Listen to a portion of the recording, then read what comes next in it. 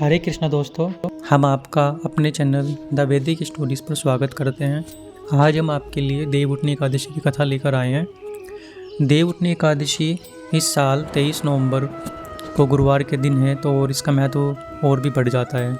कार्तिक माह के शुक्ल पक्ष की एकादशी तिथि की शुरुआत 22 नवंबर को रात 11:03 से लेकर 23 नवंबर को रात 9:01 पर है।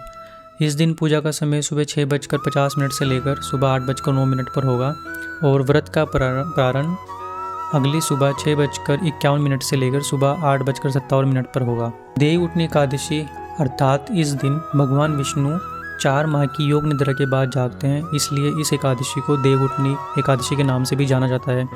इसी दिन से सभी मांगलिक कार्यों की शुरुआत हो जाती है।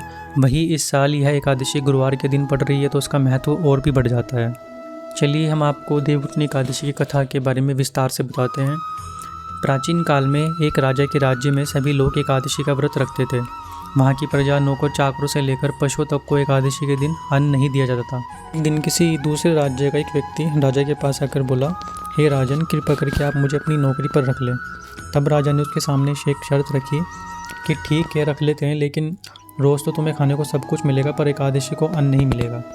उस व्यक्ति ने उस समय हाँ कर ली, पर एकादशी के दिन जब उसे फलाहार का सामान दिया गया तो वह राजा के सामने जाकर गिड़गिड़ाने लगा, महाराज, इससे मेरा पेट नहीं भरेगा, मैं भूखा ही मर जाऊंगा, मुझे खाने के लिए अन्न दे दो। राजा ने उसे शर्त की याद दिलाई, बट फिर वह अपनी बात पर अड़ा रहा और अन्न छोड़ने को राजी नहीं हुआ। तब राजा ने उसे आटा, दाल, चावल आदि दिए। वह नित्य की तरह नदी पर पहुंचा और स्नान कर भोजन पकाने लगा। जब भोजन बन गया तो वह भगवान को बुलाने लगा, आओ भगवान, भोजन तैयार है। उसके बुलाने पर पीताम्बर धारण किए भगवान चतुर्भुज रूप में आ पहुँचे और प्रेम से उसके साथ भोजन करने लगे। भोजन आदि करके भगवान अंतर्ध्यान हो गए तथा वह अपने काम पर चला गया। 15 दिन बाद अगली एकादशी को वह राजा से कहने लगा कि महाराज, मुझे दोगुना सामान दीजिए। उस दिन तो मैं भूखा ही रह गया। राजा ने कारण पूछा तो उसने बताया कि हमारे साथ भगवान भी खाते हैं, इसलिए हम दोनों के लिए यह सामान पूरा नहीं होता। यह सुनकर राजा को बड़ा आश्चर्य हुआ। वह बोला, मैं नहीं मान सकता कि भगवान तुम्हारे साथ खाना खाते हैं।